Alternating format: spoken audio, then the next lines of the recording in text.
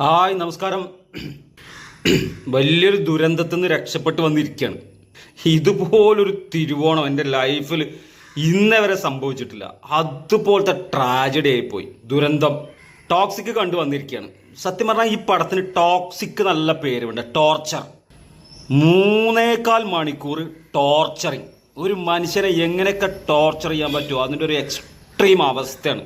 നിങ്ങൾക്ക് ആരെവിടെയെങ്കിലും വിരോധമോ വൈരാഗ്യമോ പ്രതികാരമോ ഒക്കെ ഉണ്ടെങ്കിൽ എന്താ ചെയ്യാന്ന് വെച്ചാൽ ഈ പടം കാണാൻ വേണ്ടി പറയാം. 3.25 മണിക്കൂർ ഈ സിനിമ അവൻ ഇരുന്ന് കാണട്ടെ.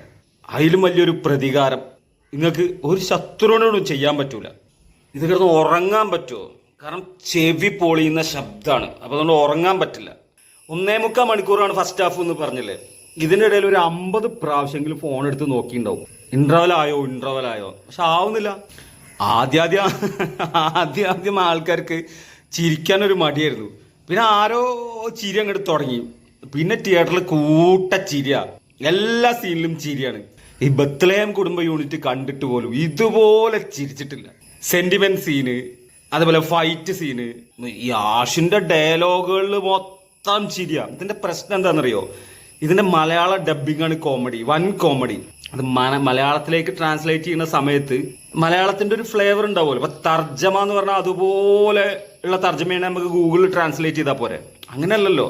അതിന്റെ ഒരു സ്വത്വം, മലയാളത്തിന്റെ ഒരു സ്വത്വമുണ്ട്, തനിമ ചോരാത്ത രീതിയിൽ വേണം ട്രാൻസ്ലേറ്റ് ചെയ്യാൻ. ഇതൊന്നും ചെയ്തു വെച്ചിട്ടില്ല. ഉദാഹരണത്തിന് ഇപ്പൊ നമ്മള് സൂര്യ ടി വിയിലൊക്കെ വരുമല്ലോ മലയാളം ഡബ് ചെയ്ത ഇംഗ്ലീഷ് പടങ്ങൾ. ഈ ഗോഡ്സിലെയും മമ്മിയൊക്കെ ഡബ് ചെയ്യുന്ന സമയത്ത് ശ്രദ്ധിച്ചില്ലേ? അതാ ഭീമൻ വണ്ടുകൾ നമ്മൾ പുറകെ വരുന്നു, രക്ഷപ്പെട്ടോളൂ, ഓടി രക്ഷപ്പെട്ടോളൂ. ഈ ടൈപ്പ് ഒരു സാധനമാണ് ഈ പടത്തിന് ഡയലോഗ്. ചിരിച്ചിട്ട് കൂട്ടച്ചിരി, തിയേറ്ററിൽ മൊത്തം കൂട്ടച്ചിരി. 3.25 മണിക്കൂർ. ഫസ്റ്റ് ഹാഫ് 1.25 മണിക്കൂറാന്ന് ഞാൻ പറഞ്ഞല്ലോ. ഇത് മൊത്തം ചുരുട്ട്, സ്ലോ മോഷൻ, കാറിന്നിറങ്ങുക, ഇത് തന്നെ. പിന്നെ ആ ഫസ്റ്റ് ഹാഫിൽ മൊത്തം KGF ഒരു കളർ ടോണാണ് അവർ പിടിച്ചിരിക്കുന്നത്. ഇത് നമുക്ക് എങ്ങനെ വിശേഷിപ്പിക്കാന്നറിയോ? പൂരപ്പറമ്പിലൊക്കെ ഉള്ള നാടകം ഉണ്ടാവുമല്ലോ, ബാലെന്ന് പറയും, അത് തന്നെ സാധനം.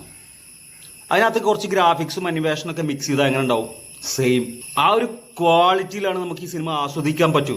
എനിക്ക് തോന്നുന്നത് ഈ പടം ഫുള്ളായിട്ട് ഇവന്മാര് സ്റ്റുഡിയോയിലാണ് ഷൂട്ട് ചെയ്തത് തോന്നുന്നുണ്ട്. അയ്യോ, അനിമേഷനും ഗ്രാഫിക്സ് ഒക്കെ, ഫൈറ്റ് സീനുകൾ, അതുപോലെ സർക്കസിലുള്ള കുറെ മൃഗങ്ങള്, കംപ്ലീറ്റ് ഈ ഗ്രീൻ മാറ്റ് വെച്ച് ചെയ്ത സാധനമാണ്. നമുക്ക് ശരിക്കും മനസ്സിലാവുന്നുണ്ട്.